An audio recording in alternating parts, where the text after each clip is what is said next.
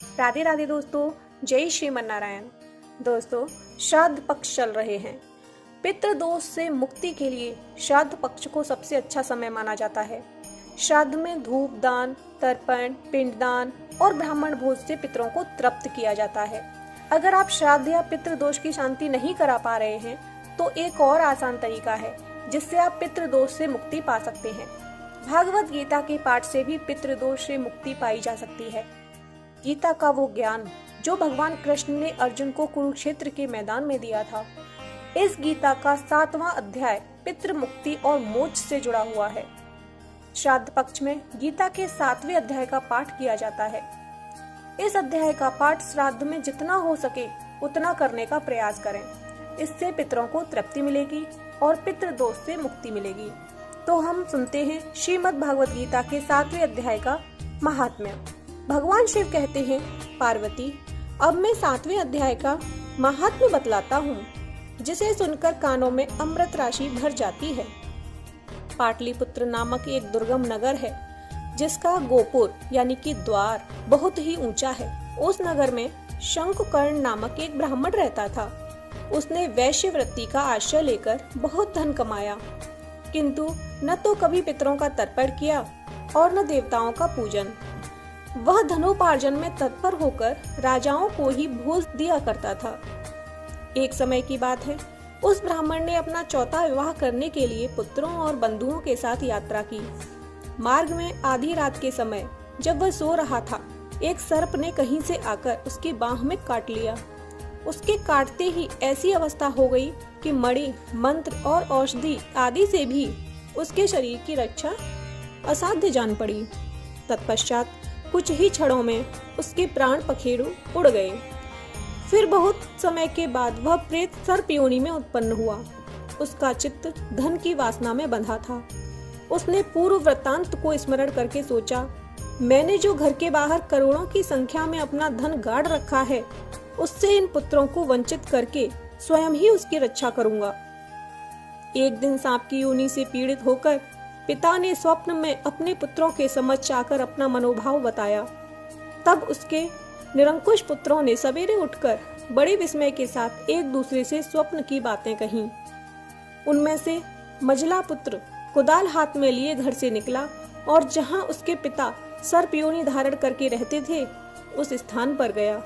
यद्यपि उसे धन के स्थान का ठीक ठाक पता नहीं था, तो भी उसने चिन्हों से उसका ठीक निश्चय कर लिया और वह लोभ बुद्धि से वहां पहुंचकर बांबी को खोदना आरंभ किया। तब उस बांबी से बड़ा भयानक सांप प्रकट हुआ और बोला, ओ मूढ़, तू कौन है? किस लिए आया है? क्यों बिल खोद रहा है? अथवा किसने तुझे भेजा है? ये सारी बातें मेरे सामने बता। पुत्र बोला, मैं आपका पुत्र हूँ, मेरा नाम शिव है। मैं रात्रि में देखे हुए स्वप्न से विस्मित होकर यहाँ का सुवर्ण लेने के कौतूहल से आया हूँ। पुत्र की यह वाणी सुनकर वह सांप हंसता हुआ उच्च स्वर से इस प्रकार स्पष्ट वचन बोला, यदि तू मेरा पुत्र है तो मुझे शीघ्र ही बंधन से मुक्त कर। मैं पूर्व जन्म के गाड़े हुए धन के लिए ही सर्प योनि में उत्पन्न हुआ हूँ। पुत्र ने पूछा, पिताजी, आपकी मुक्ति कैसे होगी? इसका उपाय मुझे बतलाइए, क्योंकि मैं इस रात में सब लोगों को छोड़कर आपके पास आया हूँ। पिता ने कहा, बेटा, गीता के अमृतमय 7वें अध्याय को छोड़कर मुझे मुक्त करने में तीर्थ, दान, तप और यज्ञ भी सर्वथा समर्थ नहीं है। केवल गीता का 7वां अध्याय ही प्राणियों के जरा, मृत्यु आदि दुख को दूर करने वाला है। पुत्र, मेरे श्राद्ध के दिन 7वें अध्याय का पाठ करने वाले ब्राह्मण को श्रद्धा पूर्वक भोजन कराओ। इससे निसंदेह मेरी मुक्ति हो जाएगी। वत्स, अपनी शक्ति के अनुसार पूर्ण श्रद्धा के साथ वेद विद्या में प्रवीण अन्य ब्राह्मणों को भी भोजन कराना। सर्प योनि में पड़े हुए पिता के वचन सुनकर सभी पुत्रों ने उसकी आज्ञा के अनुसार तथा उससे भी अधिक किया। तब शंकुकर्ण ने अपने सर्प शरीर को त्याग कर दिव्य देह धारण किया और सारा धन पुत्रों के अधीन कर दिया। पिता ने करोड़ों की संख्या में जो धन बांट कर दिया था, उससे वे सदाचारी पुत्र बहुत प्रसन्न हुए। उनकी बुद्धि धर्म में लगी हुई थी, इसीलिए उन्होंने बावली, कुआं, पोखर, यज्ञ तथा देव मंदिर के लिए उस धन का उपयोग किया और अन्नशाला भी बनवाई। तत्पश्चात 7वें अध्याय का सदा जप करते हुए उन्होंने मोक्ष प्राप्त किया। पार्वती, यह तुम्हें 7वें अध्याय का महात्म्य बतलाया गया है, जिसके श्रवण मात्र से मानव सब पातकों से मुक्त हो जाता है। तो ये था गीता के 7वें अध्याय का महात्म्य। अब सुनते हैं गीता का 7वां अध्याय।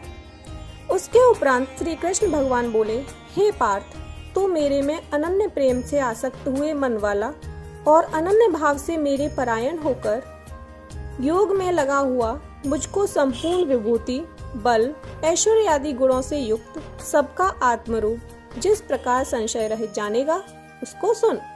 मैं तेरे लिए इस रहस्य सहित तत्व ज्ञान को संपूर्णता से कहूँगा कि जिसको जानकर संसार में फिर और कुछ भी जानने योग्य शेष नहीं रहता है। हजारों मनुष्यों में कोई ही मनुष्य मेरी प्राप्ति के लिए यत्न करता है और उन यत्न करने वाले योगियों में भी कोई ही पुरुष मेरे परायण हुआ मेरे को तत्व से जानता है, अर्थात यथार्थ मर्म से जानता है। हे अर्जुन, पृथ्वी, जल, अग्नि, वायु और आकाश तथा मन, बुद्धि और अहंकार भी ऐसे यह 8 प्रकार से विभक्त हुई मेरी प्रकृति है। यह 8 प्रकार के भेदों वाली तो अपरा है, अर्थात मेरी जड़ प्रकृति है। और हे महाबाहो, इससे दूसरी को मेरी जीव रूपा परा अर्थात चेतन प्रकृति जान कि जिससे यह संपूर्ण जगत धारण किया जाता है।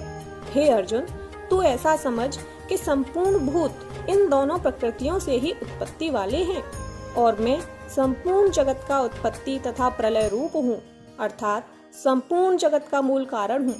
इसलिए हे धनंजय, मेरे से सिवा किंचित मात्र भी दूसरी वस्तु नहीं है।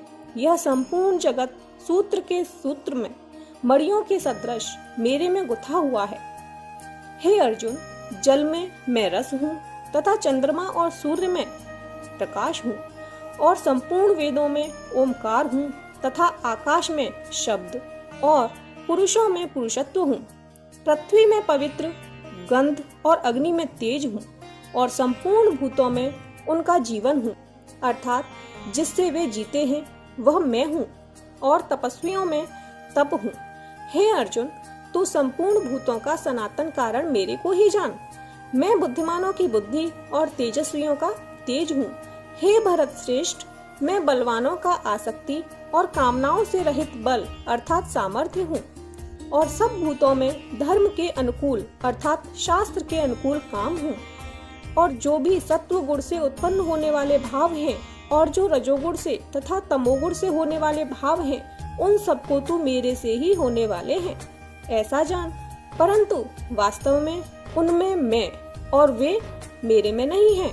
गुणों के कार्य रूप सात्विक, राजस और तामस, इन तीनों प्रकार के भावों से अर्थात राग, द्वेषादि विकारों से और संपूर्ण विषयों से यह सब संसार मोहित हो रहा है। इसलिए इन तीनों गुणों से परे मुझ अविनाशी को तत्व से नहीं जानता है, क्योंकि यह अलौकिक अर्थात अति अद्भुत त्रिगुणमयी मेरी योग माया बड़ी दुस्तर है। परंतु जो पुरुष मेरे को ही निरंतर भजते हैं, वे इस माया को उल्लंघन कर जाते हैं, अर्थात संसार से तर जाते हैं। ऐसा सुगम उपाय होने पर भी माया द्वारा हरे हुए ज्ञान वाले और आसुरी स्वभाव को धारण किए हुए तथा मनुष्यों में नीच और दूषित कर्म करने वाले मूढ़ लोग तो मेरे को नहीं भजते हैं। हे भरतवंशियों में श्रेष्ठ अर्जुन, उत्तम कर्म वाले अर्थार्थी, आर्त, जिज्ञासु और ज्ञानी अर्थात निष्कामी, ऐसे 4 प्रकार के भक्तजन मेरे को भजते हैं। उनमें भी नित्य मेरे में एक ही भाव से स्थित हुआ अनन्य प्रेम भक्ति वाला ज्ञानी भक्त अति उत्तम है, क्योंकि मेरे को तत्व से जानने वाले ज्ञानियों में मैं अत्यंत प्रिय हूँ और वह ज्ञानी मेरे को अत्यंत प्रिय है। यद्यपि ये सभी उदार हैं, अर्थात श्रद्धा सहित मेरे भजन के लिए समय लगाने वाले होने से उत्तम हैं, परंतु ज्ञानी तो साक्षात मेरा स्वरूप ही है, ऐसा मेरा मत है। क्योंकि वह स्थिर बुद्धि ज्ञानी भक्त अति उत्तम गत स्वरूप में मेरे में ही अच्छी प्रकार स्थित है। जो बहुत जन्मों के अंत के जन्म में तत्व ज्ञान को प्राप्त हुआ ज्ञानी सब कुछ वासुदेव ही है, अर्थात वासुदेव के सिवा अन्य कुछ है ही नहीं। इस प्रकार मेरे को भजता है वह महात्मा अति दुर्लभ है। हे अर्जुन, जो विषयासक्त पुरुष हैं वे तो अपने स्वभाव से प्रेरे हुए तथा उन भोगों की कामना द्वारा ज्ञान से भ्रष्ट हुए उस नियम को धारण करके, अर्थात जिस देवता की पूजा के लिए जो नियम लोक में प्रसिद्ध हैं, उस नियम को धारण करके अन्य देवताओं को भजते हैं, अर्थात पूजते हैं। जो सकामी भक्त जिस देवता के स्वरूप को श्रद्धा से पूजना चाहता है, उस भक्त की मैं उस ही देवता के प्रति श्रद्धा को स्थिर करता हूँ। वह पुरुष उस श्रद्धा से युक्त हुआ उस देवता के पूजन की चेष्टा करता है और उस देवता से मेरे द्वारा ही विधान किए हुए उन इच्छित भोगों को निसंदेह प्राप्त होता है, परंतु उन अल्प बुद्धि वालों का वह फल नाशवान है तथा वे देवताओं को पूजने वाले देवताओं को प्राप्त होते हैं और मेरे भक्त चाहे जैसे ही भजें, शेष में वे मेरे को ही प्राप्त होते हैं। ऐसा होने पर भी सब मनुष्य मेरा भजन नहीं करते। इसका कारण यह है कि बुद्धिहीन पुरुष मेरे अनुत्तम अर्थात जिससे उत्तम और कुछ भी नहीं ऐसे अविनाशी परम भाव को अर्थात अजन्मा अविनाशी हुआ भी अपनी माया से प्रकट होता हूँ, ऐसे प्रभाव को तत्व से न जानते हुए मन इंद्रियों से परे मुझ सच्चिदानंद घन परमात्मा को मनुष्य की भांति जन्म कर व्यक्ति भाव को प्राप्त हुआ मानते हैं। अपनी योग माया से छिपा हुआ मैं सबके प्रत्यक्ष नहीं होता हूँ, इसलिए यह अज्ञानी मनुष्य मुझ जन्म रहित अविनाशी परमात्मा को तत्व से नहीं जानता है, अर्थात मेरे को जन्मने मरने वाला समझता है।